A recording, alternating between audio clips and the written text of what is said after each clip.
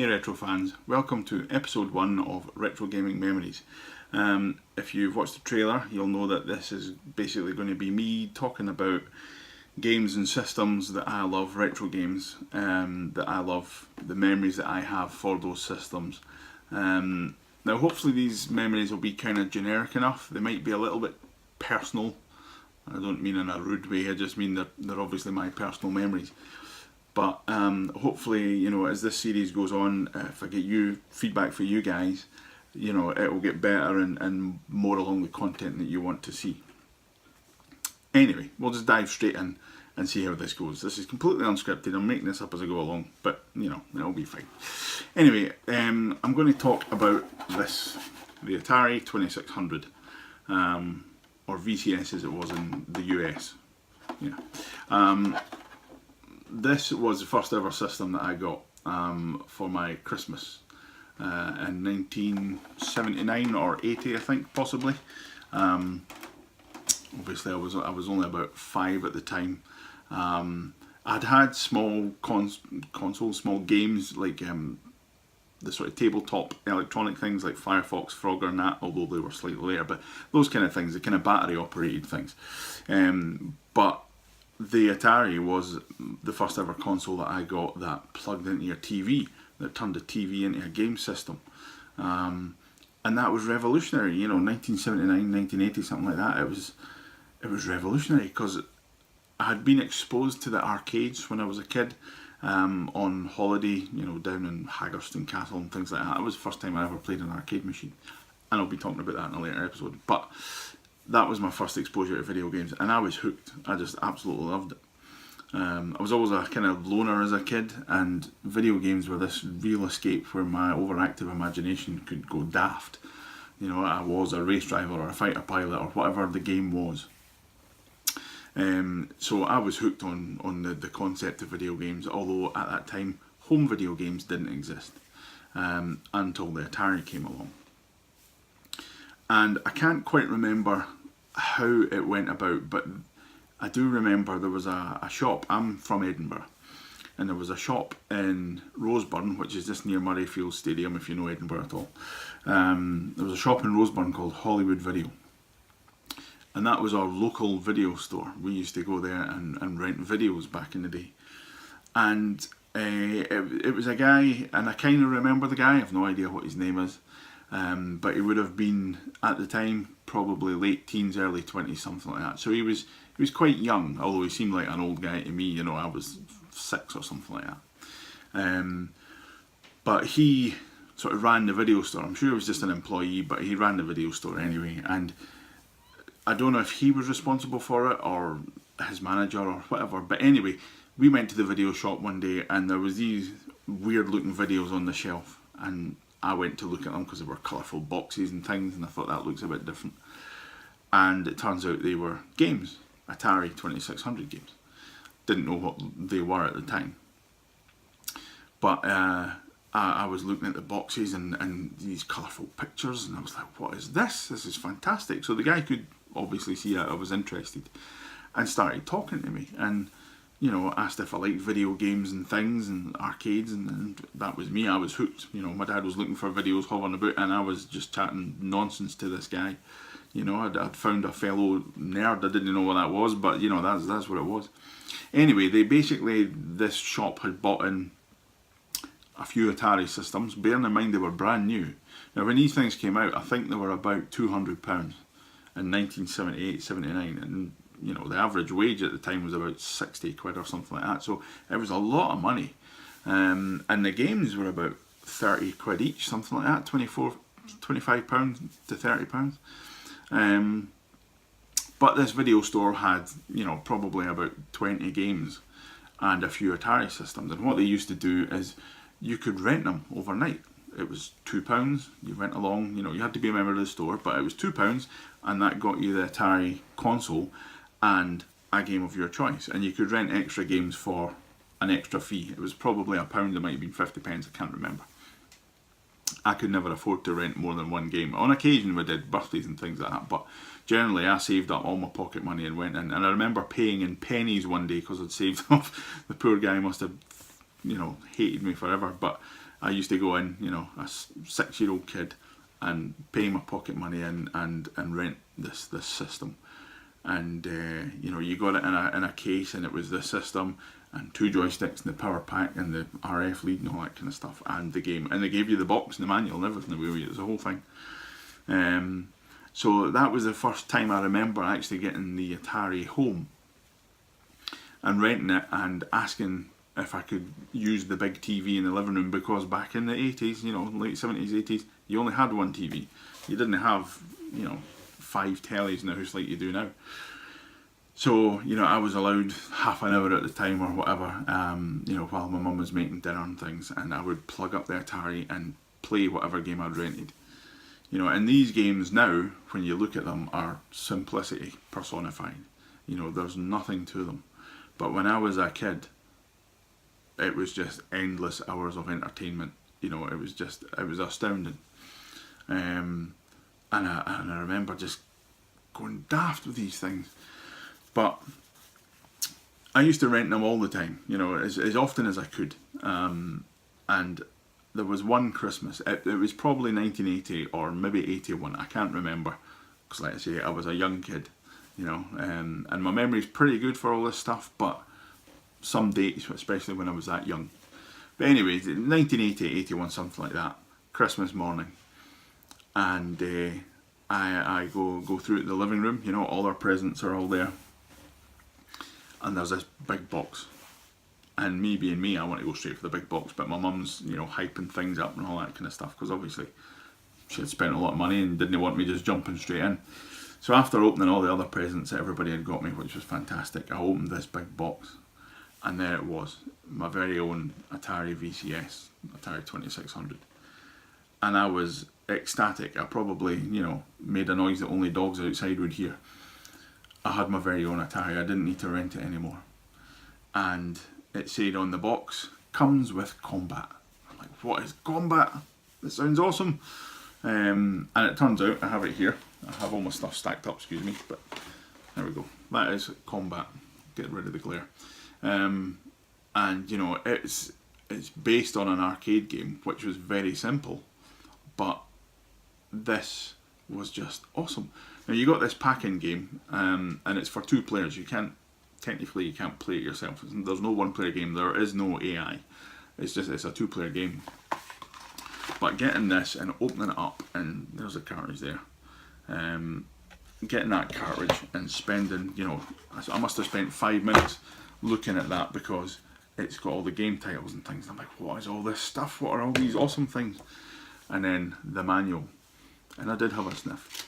But the manual, you know, shows you all the games, and as you can see, it's simplicity in itself. You know, there were no full screen renders back in the day, or artists renderings. It was, you know, they did the screens and things, and it was great. And game matrices, all the different variants of 27 games. Anyway, that was combat, and I plugged that in, and you could fly jet planes and biplanes, and famously tank. And the tank was brilliant, because when you plugged it up, your screen exploded into this colour field, and you had your little tank sitting there facing your enemy tank, and it sat and it just made this great noise of this tank idling over. Never heard anything like it before. It was fantastic.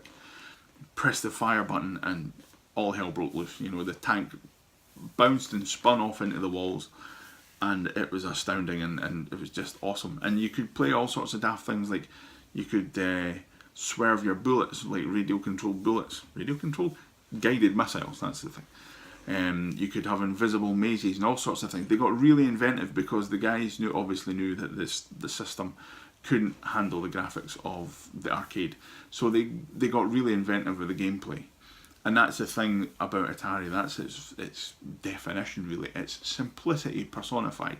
You know, the games are 4 kilobytes in size. They are tiny, but they are colourful, and although they're simple, it's the gameplay. And it's the gameplay, to me, that matters most.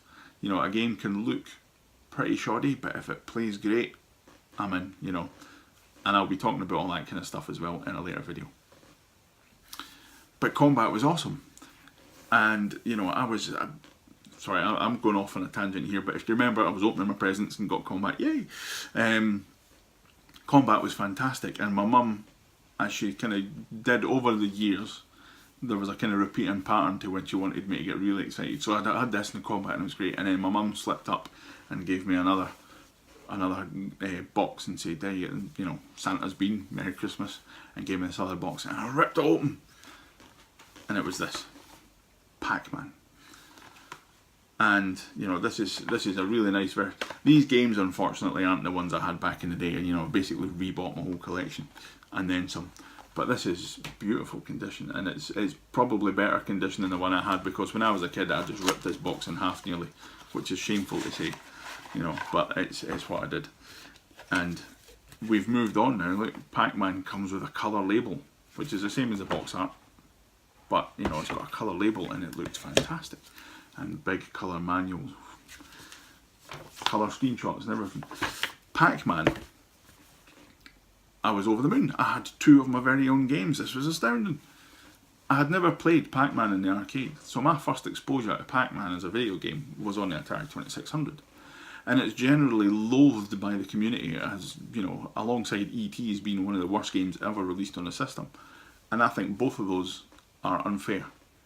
Pac-Man, whilst it doesn't really look anything like the arcade, plays a great game of Pac-Man. You know, everything's there, and again, it doesn't quite look like the arcade because the Atari VCS couldn't do arcade graphics. But it was there. You got Pac-Man, you control Pac-Man, you ate all the dots, you got power pills, you know, you could then eat the ghosts, and there was power-ups and all. It was all there, and I played that thing to death. And in that game, it makes this kind of donk, donk, donk noise as you start eating the pills, and I could hear that when I went to sleep. And I could see the maze, and it's only one maze, the whole game is only one maze, it doesn't change. But I could hear it in my sleep, and it was just astounding. So I was hyped at my tree, I was over the moon with excitement. I had an Atari, and I had Combat, and I had Pac-Man. I was ecstatic, my life was complete. And then my mum came through, you know, this was just, I'm surprised I didn't have a heart attack with excitement. My mum came through with a big box, a big crate. And back in the 80s, you still get them I suppose, but bread crates. It was a big long plastic crate with handles on it. And this thing was rattling. And in it were about 35 cartridges. And what it was is basically, because we had become friendly with the guy at Hollywood Video, remember that, about 20 minutes ago? Back in the day, shops closed over Christmas. So the shop was closed for a week. So what they had done is, and I don't know, and my mum and dad can't remember if they actually bought the Atari from Hollywood Video or if they got it from somewhere else. But what they had done is either said to the guy, you know, give us an Atari, or they had said that they had bought one. And the guy had said, look, we're closing for a week or a fortnight or whatever it was. Give your kid these games. And basically they had given me the entire shop stock for a fortnight. So I went from renting an Atari with a game, you know, for a night, maybe once a month when I could afford it, to having my own Atari and a library of about 40 games. And imagine downing 5 cans of Coke and 3 jars of coffee, and just, I was buzzing with excitement. It was ridiculous. But my mum had to kind of calm me down a little bit and say, you know, like, Combat and Pac-Man, they're yours, you know, you can keep them forever. The other ones we need to give back, you know, after the Christmas holidays when you go back to school. And I was fine with that, but it exposed me to so many great games that I probably wouldn't have, you know, rented or whatever. But it was just, to have all these games was just ridiculous, and to try and quantify that in my head and just think, oh my god, what am I going to play first? And just looking at them all, and I looked at every cartridge and studied it, and, you know, put it back, and then looked at the next one and studied it, and I did that until I kind of tried to make up my mind of what I was going to play. And oh god, it was unbelievable. And like I say, it introduced me to some of the great games that I love, that probably a lot of people don't love, you know, that maybe think, that's a bit crap. But, and I don't know if it's because of the Christmas nostalgia, or if it's just that it's actually, these games are fun to play, or whatever it is. But I've got some of them here, and we'll take a little look and see some of my favourite games on the system that might not be common favourites. So let's have a little look. Okay, so got a little pile of games just off camera here that we're going to talk about. We've spoken about Combat and Atari, Combat and Pac-Man. Pac-Man was, a big seller for Atari, but it wasn't the killer app that they wanted. It wasn't the thing that was going to, people had to have to shift the consoles. For that, they needed something else, and they got it in the form of this. In fact, what I'm wearing on a t-shirt, Space Invaders. It was the killer app. Everybody loved the arcade game. Everybody wanted to play it, and as far as I'm aware, this was an exclusive to the Atari console. I don't think anybody else had it. Certainly not the official port of Space Invaders. There was loads of clones of it, as was done back in the day. But Atari had the officially licensed Space Invaders. I'll stick a screenshot up probably here somewhere if I can do it, to let you see what it looks like. It didn't look like the arcade game.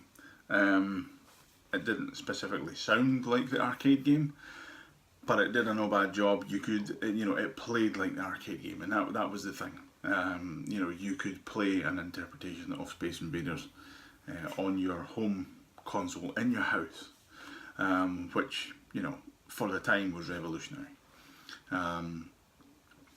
And because Atari couldn't get the arcade graphics, they couldn't get it looking like the arcade, they did what they did with Pac-Man and Combat. They came up with innovative ideas on what you could do. So if you look on these game boxes, get rid of the glare.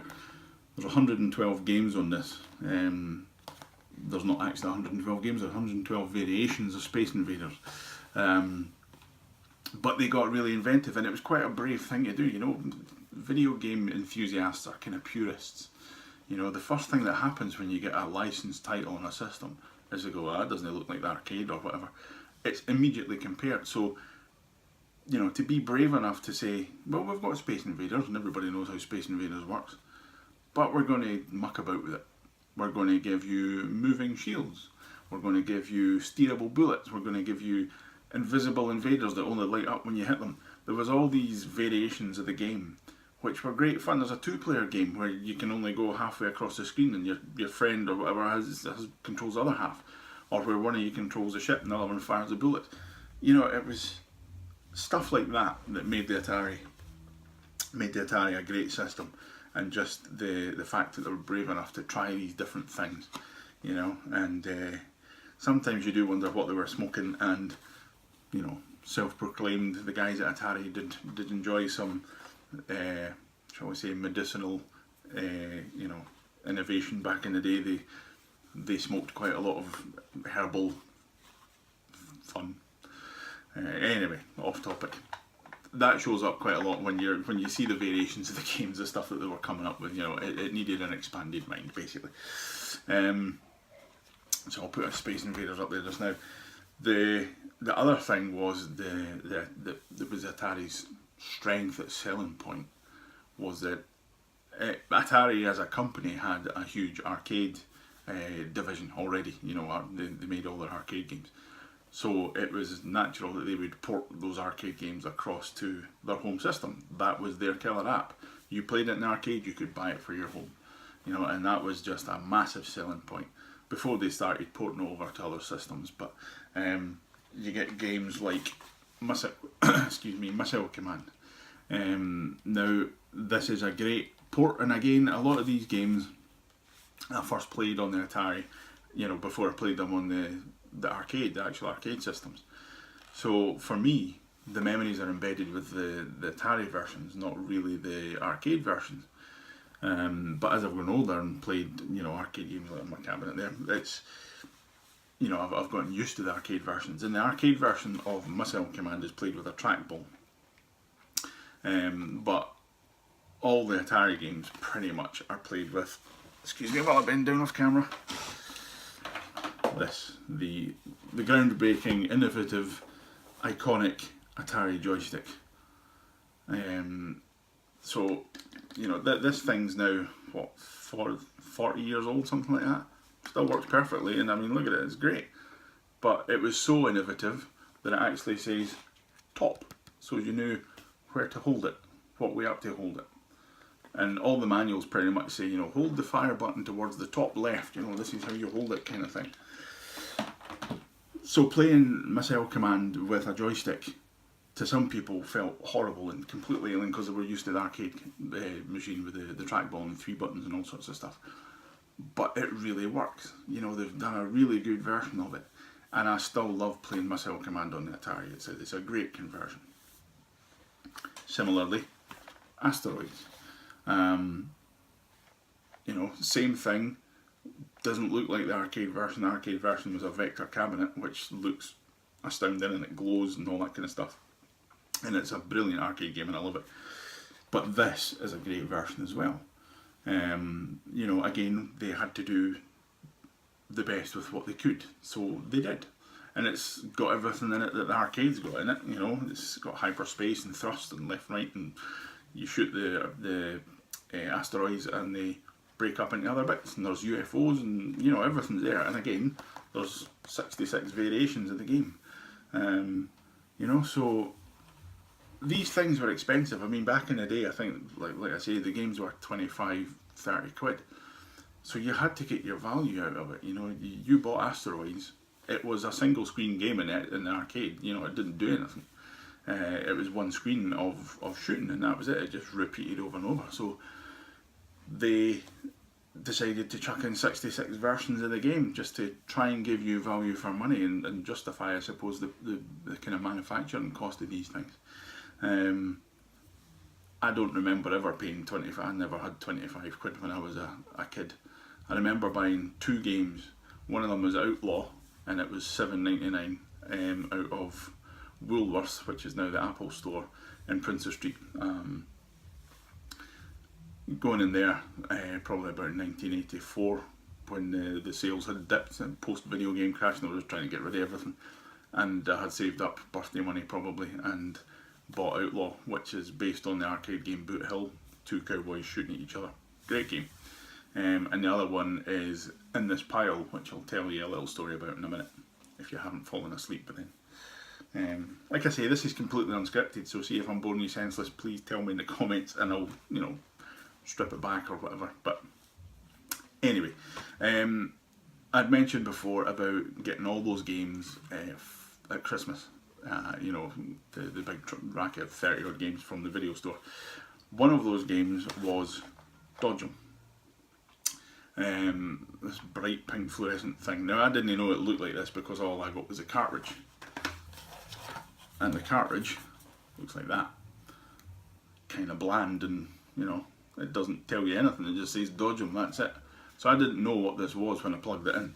And it's a very simple maze type game. It kind of looks like Pac-Man when you first fire it up. Again, I'll put a screenshot up here if I can do that. If I can't, you're just going to see me pointing at the screen, I'm going to look stupid. Anyway, it's a very simple thing, and there's basically 2 cars start at either end of the screen, and it's a is it a 2-player? Just checking the box here. Aye, 1 or 2 players. So you can play against the AI, but it's best played with your friends because it's a single screen maze thing where you kind of collect dots like Pac-Man, but you can only move your car faster or slower, and it basically moves lanes around this grid. You can't steer your car as such, it goes off on a path and you can move it up and down. It's really hard to explain, but it's the simplest gameplay ever. But it's really great fun, and it's another example of taking a really simple concept and just making great fun with it. It's basically, the cars don't look like cars, and the thing is just a Pac-Man-esque grid with dots on it. And if you tried to sell that to someone, you'd be like, what are you thinking? But the proof's in the playing. Even a screenshot won't do it justice. It's the fun that you have playing it. I played this, I had a retro night ages ago with 4 of my pals in, and I put that on, and they kind of looked at me as if I'd lost my mind to start with, but after 5 minutes they wouldn't let me turn it off again. We ended up playing that for probably 45 minutes. It was just one more go, one more go, one more go, and that is the mark of a great game. If you haven't played it, go and try it out because it's great fun. And it's, like I say, it's what Atari do best. Take a really simple concept and just have great fun with it. And this box is a little bit beat up, but one of the classic games, you know, it's always in the top 10s. It's a game called River Raid. Now, this was written by Carol Shaw, I think it was, one of the first female developers. And it's by Activision, who were the first third-party company. They split off. They were Atari developers who were basically disillusioned because they didn't get any credit for the games that they created. And the CEO of Atari was famously said that they were no more important than the people that put the cartridges in the box. You know, the guys that created these things were no more important than the people that put them in the box. Now, the people that put them in the box are very important people, but the guys that create it, you know, like any software developer, artist, creator, should get recognition for it. So that's what they did. Basically, all Atari's top flight developers, pretty much, David Crane, Carol Shaw and the like, all split off and created Activision, who were, like I say, the first third-party developers. Before then, Atari made games for the Atari, and Intellivision made games for the Intellivision. There wasn't another company that made games for any other system, but they made their own games, and they were pretty much regarded as the best, or certainly the most technically achieved games on the system. And they made their cartridges slightly different. So if I show you, look, I've got Pac-Man here. So that's a standard Atari cartridge, kind of just square with the labels. The Activision cartridges look different. They had these grids for holding onto them, full colour label folded over and things like that. So the games themselves look different to kind of distinguish from Atari branded games. I've just dropped everything off the side, but hey. So River Raid was I don't know if it was the first, but it was a vertically scrolling shooter. You flew a plane and you had to shoot everything that was in your path. You were flying up a canyon basically, and you could shoot fuel tanks to get points, but if you flew over the fuel tanks you got extra fuel. So it was this real kind of balance between, do I just shoot everything and crash my plane, or, you know, do you keep going for as long as you can and point press and get as many points as you can. So it's a great game. You know, it's, like I say, it looks beautiful, as all the Activision games pretty much do. And one of the other best shooters, and probably one of the most famous games on the Atari, is this. The Empire Strikes Back. You could fly the snow speeders at the AT-ATs, shoot the AT-ATs, and just be Luke Skywalker. You know, and in 1983, I think it was, this came out, I can't remember. Certainly it was after the Empire Strikes Back, but yeah, I mean, when that came out, it was just, it's a very simple game, you know, it scrolls basically from left to right, although you can move back and forward, and AT-ATs just march towards the base, and you fly towards them and you have to shoot them a certain amount of time and then they'll blow up. But as you're doing that, there's more coming, and it basically does that on repeat forever until you run out of lives, which is usually what happens. But it's great fun. You know, you're blasting the living daylights out of an AT-AT. What's not to like? So it's another great game. That was Parker Brothers that made that, another third-party company, and they made a lot of great games. A few arcade conversions. They did a few Nintendo conversions and things, and Frogger and all that kind of stuff. They did on occasion branch out and make their own original games. That was an original game, obviously, but they made this. Now, a lot of people don't like this.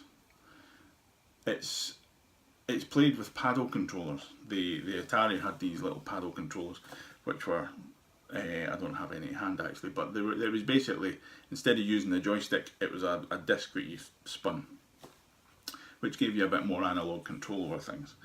And this game was basically, you were a Jedi with your lightsaber, and there was a little training seeker thing from Star Wars floating about, and you were pitted against your opponent, and you could deflect the blows of the seeker, just like in the film, again being Luke Skywalker, that's why he's on the front. But if you were playing it against your friend, you could sort of fire the bolts from the seeker to try and break down his force field and hit him, and if you hit him, then you won the game. So very simple, but the Seeker would kind of go nuts at some points and just flick about and go off its head. And it was great fun, and I really like it. A lot of people don't like it for whatever reason, possibly because they are playing it on an emulator and they don't read the instructions, or they're actually playing it on the real machine but they don't have the instructions. And if you've not got the instructions and you don't know what you're supposed to be doing, you know, it's not a brilliant game. But if you do know what you're doing, there's a bit of strategy about it, and it's great fun. That's why people hate E.T. as well. They don't read the instructions, and if you don't know what you're doing in E.T., it's a horrible game. But if you know what you're supposed to be doing, it's good fun. Anyway, back to Activision. I'm aware that I'm droning on here, so I've only got one more game after this, you'll be pleased to hear. But Pitfall, regarded as the #1, I think, pretty much best game written on the Atari, and certainly from a technical achievement point of view, it was the first running character, sort of animated character. You run about and you jump over obstacles and you have to find gold and all that kind of stuff, and it's great fun. It's always in the top 10s, if not the top 5s of Atari games. Huge technical achievement, and it pretty much put David Crane on the map, who went on to create Ghostbusters and various other things. And I've seen videos, I've watched videos of him doing a technical talk about how he actually created it and how you program the Atari. And when you actually know how the Atari's programmed, the fact that they got the anything running on is astounding. But the fact that they got an animated character that could run and jump and, you know, had music and all that kind of stuff was it's just mind-boggling. But it's a great game. So the last game, you'll be pleased to hear, probably, hopefully, I don't know, has got a little bit of a story about it. When I was a kid, I think this was probably about my 12th birthday, maybe, something like that. Anyway, we were up the town, and I had got some birthday money, and I wanted to buy something. You know, it was burning a hole in my pocket. And we were in Woolworths. Again, spent a lot of time in Woolworths when I was a kid, but we were in Woolworths, up the Bridges, which is an area in Edinburgh, a sort of shopping area. And we were in Woolworths and looking about. My mum was, I don't know what she was shopping for, but I went off and looked at the record department, which is where all the games were. And there was a basket, a bargain basket basically, and it had a few Atari games in it. So I had a look, and I can't remember, they were both 20th Century Fox games. I can't remember what the other one was, but I didn't really fancy the look of it, and I wish I could remember what it was, but I couldn't. And the second one was the game that I've got here, which is MASH. Now I'm going to show you this in a little second.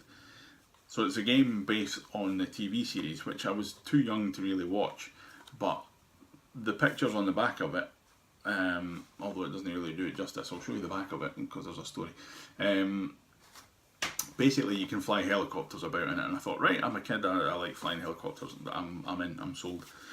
What you basically have to do is fly about and sort of get the patients back to safety and all that, back to the field hospital, and then you can do operations on the people. It's a bit of a bizarre game. It's not brilliant, but there's a lot of nostalgia attached to it for me. And the reason I've got this one here, and the reason I'm not showing you the front of it, is because there's something pretty cool. When I bought that bargain basement game back in the day, it had reduced stickers on it. You know, it had been 25 quid and it was reduced to 19 quid and then reduced to £15 and whatever. I don't know how much it had been reduced, but it had certainly been reduced multiple times. Now, like I said earlier, back in the day I sold my system. You know, you didn't have systems, hundreds of systems. You had one, you got bored with it, you sold it, you bought the next one, you played with it, you sold it, and that's what you did, you upgraded your system. So I sold my original copy of this way back in the day. But as I was scouring eBay one day, I found, I found MASH. And I thought, oh. And normally the games that I buy are pretty decent quality. You know, I like boxed complete games that are in decent condition if I can get them. And these are, you know, 30, 40 years old, so getting them in good condition is quite hard. And normally I wouldn't buy something that was covered in stickers. You can hopefully see where this is going. But basically, the copy that was for sale on eBay, nobody had bid on it because it was covered in stickers. But it's the main reason I bid on it, and I'll show you now. Now, I highly doubt that this is a copy that I bought back in the day, but you can possibly see there are a wad of stickers on there that has been reduced many times down to £1.99. Now I think it was probably £1.99 that I paid for it back in the day. Like I say, highly unlikely that this is the one that I actually bought back in Edinburgh in the 1983, 84, whatever it was. But that's the sole reason that I bought this, because it's got all those ruler stickers on it, and it's a replica of the one that I bought. So I thought that was really quite cool to get that, and it's the only game that I've got that's kind of really bashed up and covered in stickers. Usually I do my best to, carefully get rid of the stickers and tart the boxes up. But anyway, that was MASH, and that was my daft story about being a kid and buying a reduced game. I'm going to wrap this up because I'm warbling a lot of nonsense, and this is already over half an hour long, unless I chop bits of it out. But hopefully you've enjoyed it. If you have, please do let me know. Subscribe, because there's going to be more videos coming out. Let me know in the comments what you thought. Did you like it? Did you not like it? Did I go in too much? Did I not cover enough? What kind of things do you want to see? What could I do better? Or what did you enjoy? Give me your feedback on this, because I want to create videos that people enjoy. I don't want people to turn off after 5 minutes. God, you're boring me senseless. So hopefully you enjoyed this. Give me your feedback. There will be stuff coming soon. I've set up a Twitter account, Instagram and Facebook and all that kind of stuff. So I'll be putting links to all that stuff so you can get in touch with me in other ways other than just the comments on YouTube. But for now, send me comments on YouTube. I do read everything that I can, and I'll get back to you. Like I say, please subscribe. The more people there are, the more.